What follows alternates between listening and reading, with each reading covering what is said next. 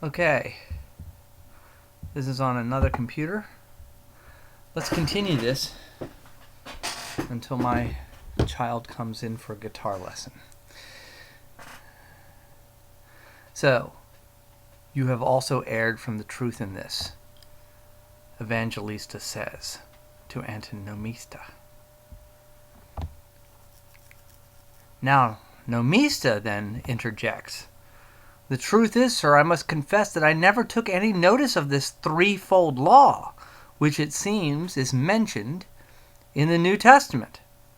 Does it? Is it mentioned in the New Testament? Well, let's find out. Antinomista, and I must confess, if I took any notice of them, I never understood them. Evangelista, well, let me tell you that so far as any man comes short of the true knowledge of this threefold law, he comes short both of the true knowledge of God and of himself, and therefore I wish you both to consider it. Sir, if it is so, then you may do well to be a means to inform us and help us to the true knowledge of this threefold law, and therefore I ask you first tell us what is meant by the law of works. I think I ended the last part too soon. Because here it is, chapter 1 of the law or covenant of works. This is what we're going to start with. So remember, the threefold law, the law or covenant of works, the law or covenant of faith, and the law or covenant of Christ. And this book takes multiple readings. I've read it at least once, and it was just amazing, and I bought it. And now I want to share it with you. So, Section 1, Nature of the Covenant of Works. Evangelista says, the law of works, as opposed to the law of faith, and it says, law of faith, Romans 3:27, holds forth as much as the covenant of works. For it is manifest, says Musculus, that the word which signifies covenant or bargain is put for law. So, law or covenant. He's using, I think what he's saying is covenant and law in this context are interchangeable. So that you see the law of works is the same as the covenant of works. The Lord made this covenant with all mankind in Adam before his fall. Before his fall. The sum of which was this: do this and you shall live. Leviticus 18:5. And if you do not do it, you shall die the death. Genesis 2:17. In this covenant was first contained a precept, do this. Secondly, a promise joined to it, if you do it, you shall live. Thirdly, a similar threatening. If you do not do it, you shall die the death. Imagine, says Musculus, that God had said to Adam, look, with the intent that you may live, I have given you liberty to eat, and I have given you abundantly to eat. Let all the fruits of paradise be in your power, except one tree. See that you do not touch it, for I keep it to my own authority. It is the tree of knowledge of good and evil. If you touch it, its food shall not be life, but death. Nomista. But sir, you said that the law of the 10 Commandments, or moral law, may be said to be the matter of the law of works. And you have also said that the law of works is the same as the covenant of works, whereby it seems to me that you hold that the law of the 10 Commandments was the matter of the covenant of works, which God made with all mankind in Adam before his fall. Evangelista.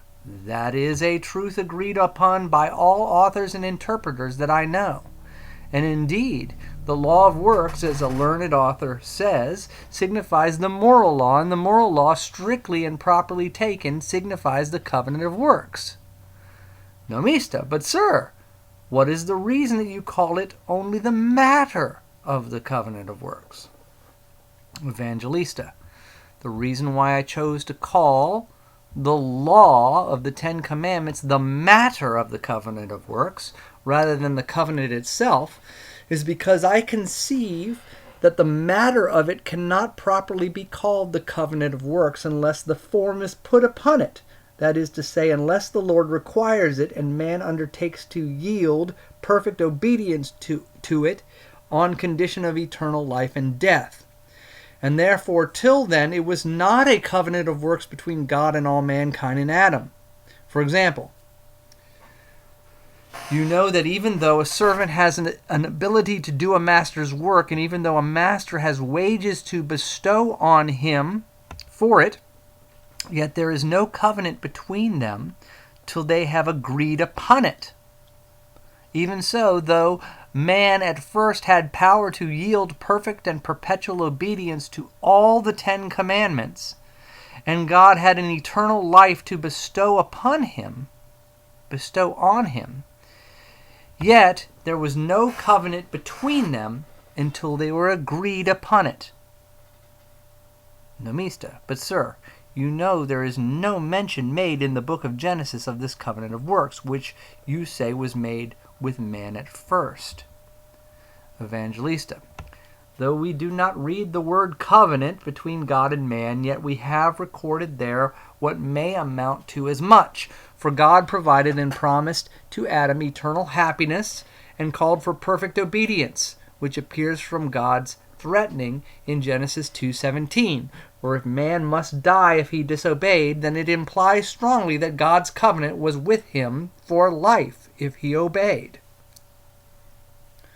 Nomista, but sir, you know the word covenant signifies a mutual promise, bargain, and obligation between two parties. Now, though it is implied that God promised man to give him life if he obeyed, we do not read that man promised to be obedient. Evangelista, I ask you to take notice that God does not always tie man to verbal expressions, but often contracts the covenant in real impressions in the heart and frame of the creature. And this was the manner of covenanting with man at first. For God had furnished his soul with an understanding mind, whereby he might discern good from evil and right from wrong. And not only this, but there was also in his will the greatest uprightness, Ecclesiastes 7:29, and his instrumental parts were framed to obedience and order. The truth is, God engraved in man's soul wisdom and knowledge of his will and works, and integrity in the whole soul, and such a fitness in all its powers that the mind neither conceived, nor the heart desired, nor the body executed anything except what was acceptable to God, so that man endued with these qualities was able to serve God perfectly.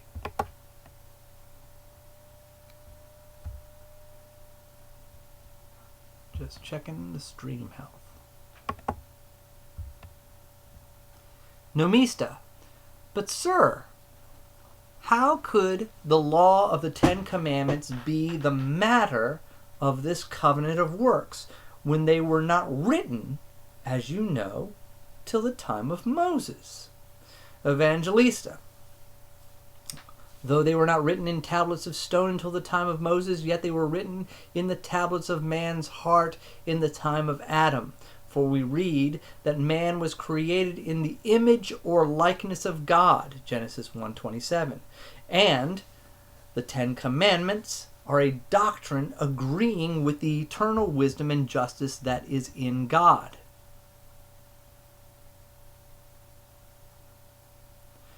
In this, he has so painted out his own nature that in a way it expresses the very image of God, Colossians 3:10.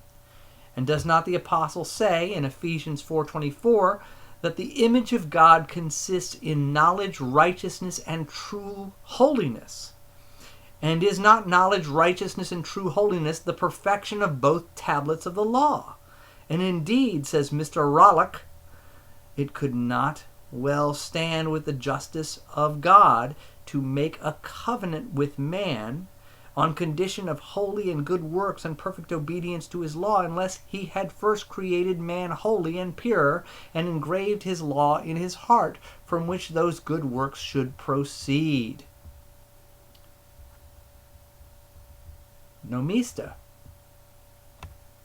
Yet I cannot but marvel that God, in making the covenant with man, made mention of no other commandment than that of the forbidden fruit. Evangelista. Do not marvel at it, for by that one species of sin, the whole genus or kind of sin is shown, just as the same law, being more clearly unfolded, expresses. Deuteronomy 27:26, Galatians 3:10. And indeed, in that one commandment consisted the whole worship of God, such as obedience, honor, love, confidence, and religious fear, together with outward abstinence from sin and reverend respect for the voice of God. Indeed, in this also consists his love, and so his whole duty to his neighbor, so that, as a learned writer says, Adam heard as much of the law in the garden as Israel did at Sinai, only in fewer words and without thunder. Who says that? Let's click on that. John Lightfoot, Miscellanies, Christian and Judicial, London, 1629. Notice that the writers are just amazing. Let's go back. Oh, I think I've made myself a little bit of a problem by doing that.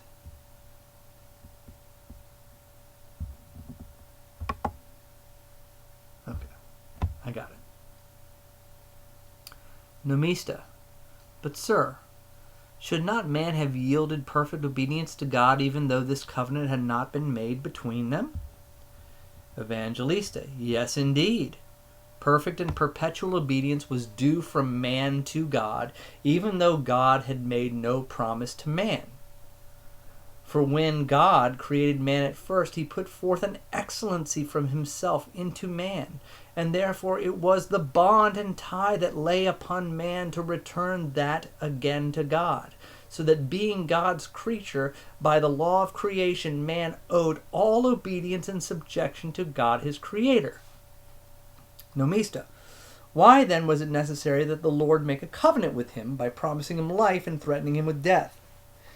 Evangelista. For the answer to this, in the first place, I asked you to understand that man was a reasonable creature, and so out of judgment, discretion, and election, he was able to make a choice of his way, and therefore it was fitting that there should be such a covenant made with him that he might serve God in a reasonable manner according to God's appointment.